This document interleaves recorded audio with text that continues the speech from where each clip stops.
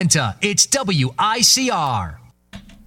And welcome everybody to another edition of Wednesdays with Nicholas. That's me. Hello to all my Twitter followers, to my Facebook likers on my page Wednesdays with Nicholas, to my friends on Facebook who might be watching this, and all of you people, wonderful people right here at Iona College. This is WICR, and once again, this is Wednesdays with Nicholas. That's me. A very good show for you guys today. A couple of rants. A Doctor Who ended this Saturday. Series 8 ended with a not so good finale. And if you were following me on Twitter this weekend, you would know that. Or a friend of mine on Facebook, you would know that as well. Also, a little bit of politics today. And I was gonna do a soap opera rant today, but I decided since I have a short, I only have an hour, I'm gonna cut that out and make more room for Doctor Who and politics. And especially in the political world, you had all the news yesterday. Yesterday was Obama and China.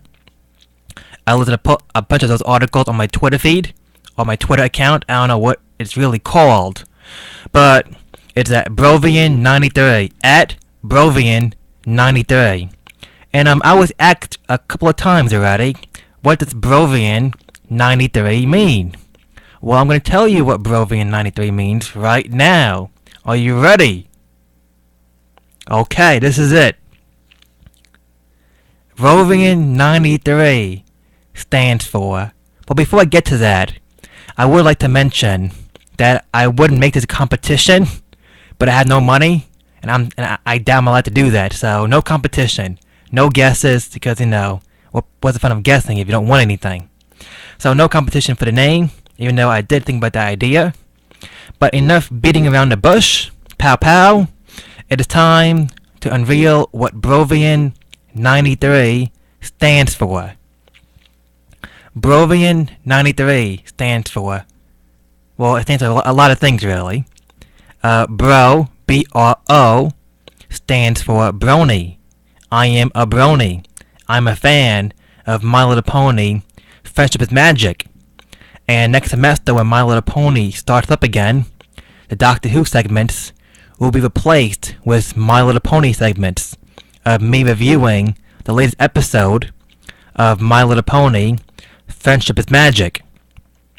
And Ovian, meaning that I'm a Whovian. And that is a Doctor Who fan, in case of you people who don't know that. I know there are other names for Doctor Who fans, diehards like me, but the right term is Whovian. That's the right term. It's Whovian. And 93, because that's the year I was born. So now you know it. Hopefully you understand it. And now that you have it, please follow me on Twitter. I have 401 followers. I was at 405 this weekend. But somehow I dropped to 401. So, I could use the followers, people. I would most likely follow you back. And I mean most likely. Probably will. If I don't, then either I'm too lazy to do it, or I just wasn't on Twitter that day. So follow me on Twitter at Brovian93. And like my page on Facebook. It's Wednesdays with Nicholas. I have 5 likes. I would like to get 10 or 20. But my dream goal is 100, even though that's very unlikely for the remainder of this year.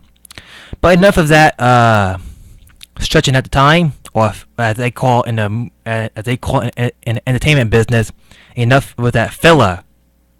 I did quotations filler because I'm trying to fill up the show. No, I'm only kidding.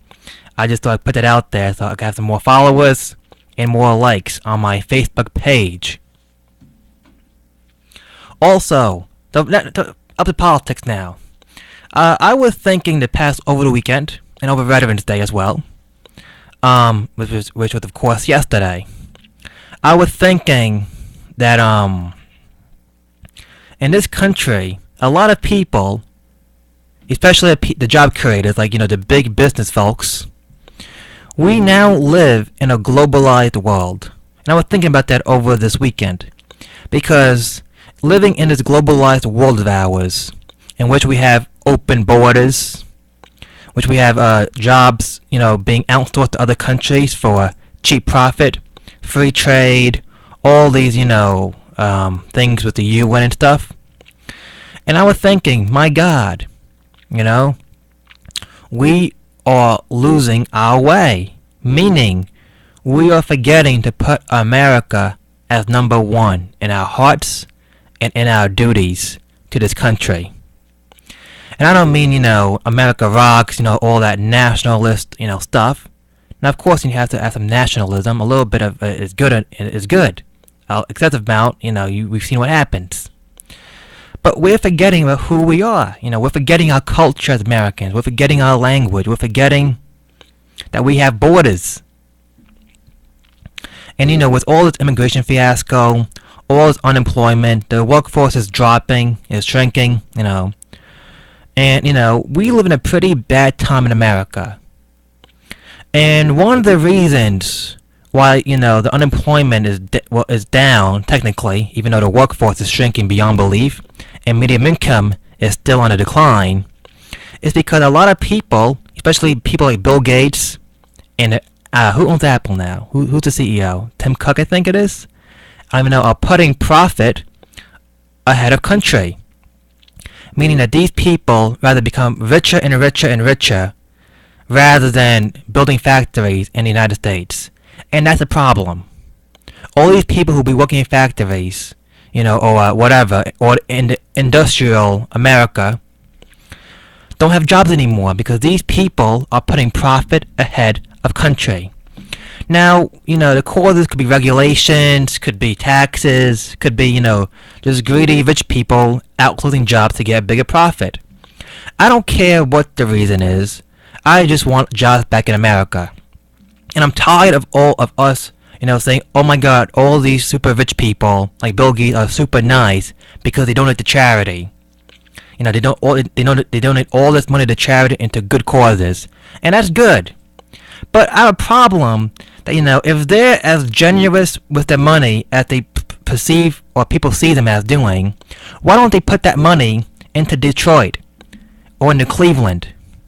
You have a president who's, pretty much solidified his presidency on attacking the rich people. This president's best friends are super rich. He golfs with these people. And I'm tired of hearing people say, Obama's one of us. He's for the working class. Newsflash, he's not. If he was for the working class, how come he doesn't tell Bill Gates to pay more taxes or to build a factory in Detroit? Ditch China, Apple, ditch China, build factories in America again. Build green factories for all I care. I don't care.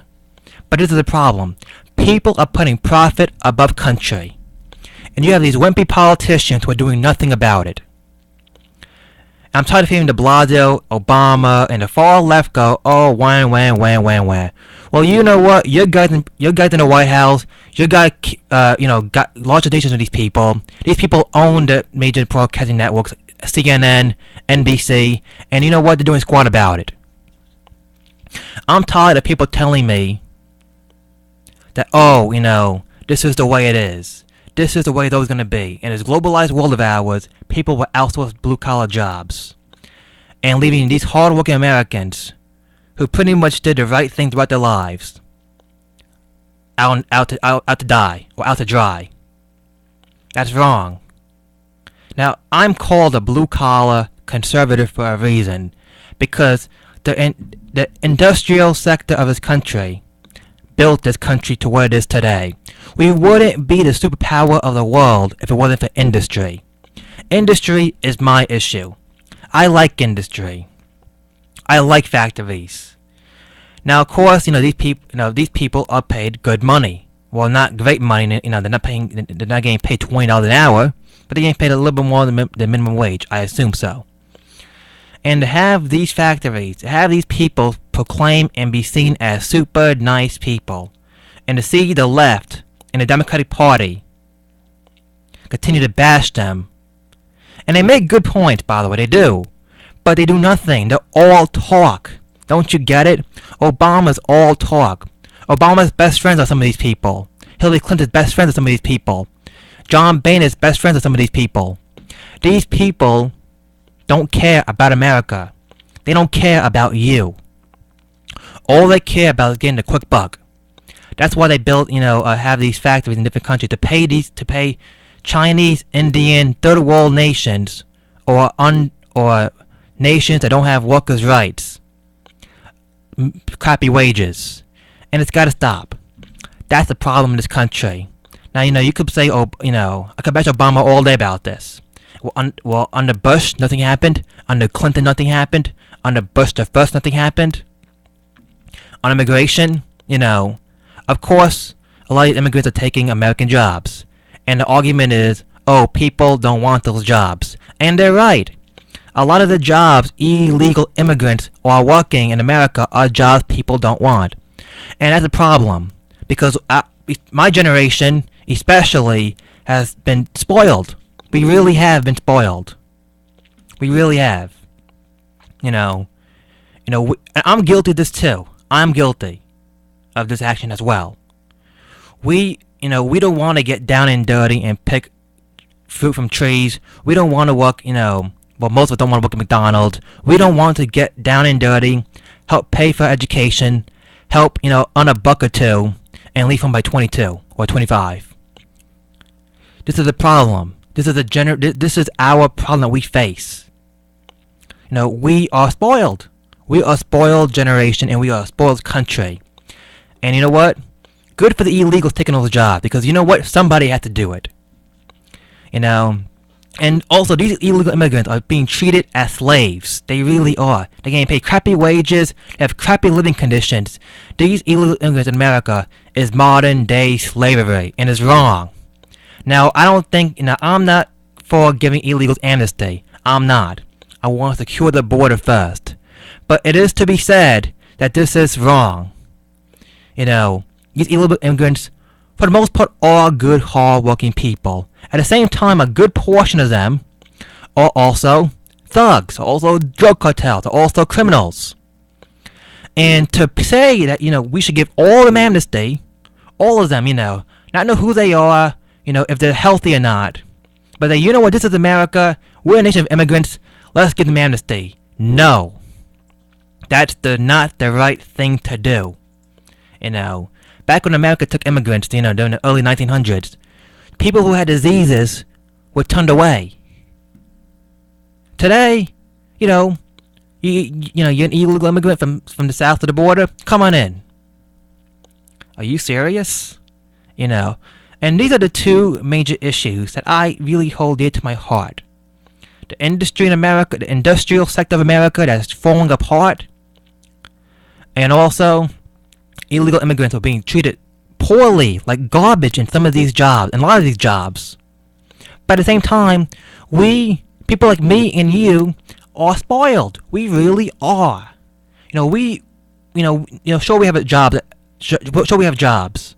Some of us do have jobs. Either working at McDonald's, Stewart Leonard's, in a clothing store, A&M. I think that's a clothing store. I shop at Kmart. Even Kmart. And sure we have a couple of seasonal jobs. But for the most part, we are spoiled. We don't want to go in a farm and pick fruit. We don't want to, do the hard, having factory work. So you know what? Let somebody try to do it, Sure, you let a poor illegal immigrant who comes here hoping for a nice dream, go to a crappy job, horrible conditions, and getting paid garbage. Pretty much nothing. And that's a shame. This is what's wrong with this country. We're spoiled, and we're greedy, and the more we do it, the more and more and more this country will no longer be the America that you and I know. We have crackpot politicians who have no idea what's going on in the real world. We have a president, and we have a president now and presidents in the past who have no idea what's going on, have no relation to common people, except for Clinton, because he did have connection with the working man. He did. But most of these politicians are crap. Most of these presidents have been crap. They've sucked. From Bush to Obama. Meaning Bush 41 to Obama now. These are no good corporatist, fat cat politicians who claim, we're working for the working man. No, you're not. oh, okay, we'll secure the border. We'll defend this nation from all types of enemies, foreign and domestic. To a certain degree, they're right. But at the same time, they're not, because they're the enemy as well. And that's the problem, folks. The middle class of America, whether you're black, white, Asian, Hispanic, I don't care what you are, you're being attacked. The Republican Party and the Democratic Party, Obama, Bush, Clinton, the other Bush, have been declaring war on you since the day they took power. None of them is for you. Nobody is for us. They'd rather see their rich fat cat donors get rich and profit so they can donate to their campaigns, to give them a job, to lobby for them. This is a disgrace. This is the epic problem of this generation. And sure, you have some military jobs, we have some fast food jobs, okay? And the Democratic Party is going to make the government bigger and bigger and bigger, making you and me relying on them. Let's go to the government for help. No. And the Republicans, these Republicans aren't even, well, I don't know about the new ones who were just elected. But, the ones that we've had under Bush and Obama for the past 12 years are not conservatives. Now, I'm not talking about Rand Paul. I'm not talking about Ted Cruz. I'm talking about the typical Republican establishment candidate. They are not conservatives whatsoever. They are neocons and corporatists, evil through and through. And why they're still there is a shame to this country. And this country will never win. And this country will never succeed again. And the middle class who works hard and does the right thing every single day will suffer for it. We've been suffering for over 30 years now. The garbage, the nonsense, the disgrace has to stop. I'm getting tired of it. And I'm only 21 years old. But what's going on in this country is a shame. And now we want to declare war on ISIS. We want to go in and get ISIS. Now, I'm for ISIS. I do believe that ISIS is evil. I do. But why are we going in there when there's no plan? There's no way out. Why is some poor kid gonna go there and die and not know what a win would mean? Not know what is considered a win? Not know when he will leave? That is a shame. Nobody in Washington has my trust, for the most part. Maybe 10% of them do. Maybe even 5%. But for the most part, no. And also on the news the other day, the Weather Channel. Yes, the Weather Channel. Al Roker's, channel. The channel with all-day weather, 24/7. That channel beat CNN, MSNBC, and CNBC in the ratings. Yes, the Weather Channel. Who does weather all day, nothing but weather. Maybe an occasional historical weather or something, I don't know. I barely watch it. But they beat MSNBC, CNN, and CNBC. That's pretty doggone good. Now, I don't know, what the ratings were, but I know they beat them. Because Al Roker spoke about it on Twitter the other day. And I found a story on RT, Russia Today, which is a relatively okay news source. And also, I want to bring to your attention, that the BBC today and tomorrow are covering the Syria, that was going on in the Middle East with Syria and Iraq. The BBC's covering that. So go on, Google it, bbc.co.uk, or type it in or whatever. Follow them on Twitter because I haven't had a chance to look at it yet, but I saw it yesterday on Twitter because I follow them. And it'll be interesting. I might learn something, you might learn something. So it's pretty good to know. The BBC is doing a 2-day coverage, all-day coverage of what's going on in Syria right now. Talking to people, reporting what's going on the ground. And the BBC, for the most part, is a relatively good news source. In case you're wondering, the sources that I look at for news is the Daily News, because I love the Daily News. Locally, sports-wise, the Daily News, you go, baby. The Wall Street Journal, when I have the money to spend on. I go on Fox News, and I go on RT, and I go on BBC News. Those are my sources for news, for the most part. Occasionally, I go on Yahoo, but that's only for, a quick rundown of a story or to see a cool video. So those are my sources of news, in case you're curious. And I think they're mostly reliable. And I wanted to bring that Weather Channel story up about them beating MSNBC, CNBC, and CNN in the ratings. Because, Fox gets a lot of attacks from the left and a couple of, moderates for being biased. And I don't understand, Now, is Fox guilty of this? Of course they are. We all, when you watch Fox, you know what you're getting into. But at the same time, why don't the people who criticize Fox also criticize NBC, CBS, ABC, CNN? Oh, sorry. And all that, and all that stuff. It doesn't make sense, And that's why when you ever hear somebody criticize just Fox News, just Fox 24/7 all day long, they're saying Fox News did this, Fox News did that. Ask them about CNN. Ask them about MSNBC. Ask them about CBS, ABC, even PBS to a certain degree as well. So I understand the bashing of Fox, but just don't bash Fox. They all do it. They all do it, and just to bash Fox just shows that you're a leftist. That's all it shows. Now that bad thing? No. It's just, you're showing your true colors. You're just showing how biased you really are. And this is not a defense of Fox. This is just, making the record straight. They're all the same.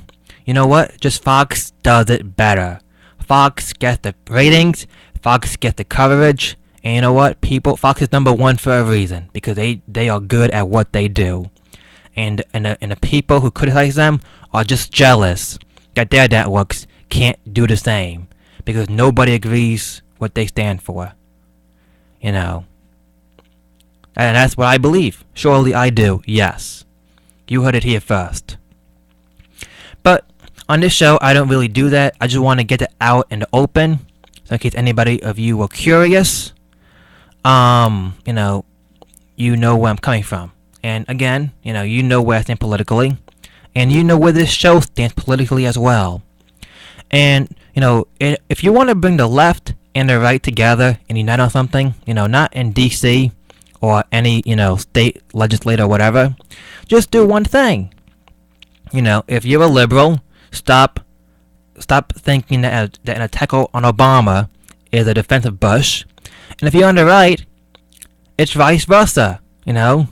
Don't feel an attack on Bush is a defense of Obama. Because they're not. They're both crappy presidents. They both helped ruin this country.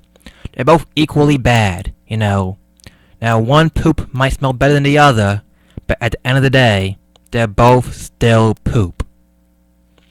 It's half past the hour, at 10:30, I believe. I'm gonna take a short break, and coming up next, we will talk about Doctor Who and what I thought about the season finale, this season, and where Doctor Who's going in the future. So if you're just looking for the politics, that's it for today. Next week it'll be all politics, but today I want to dedicate half of the show to Doctor Who because the season ended, and I won't be talking about it until the last show of this semester. So I want to get Doctor Who out of the way, and I'll take a quick break right after this. You're listening to WICR, Wednesdays with Nicholas. That's me. Yeah.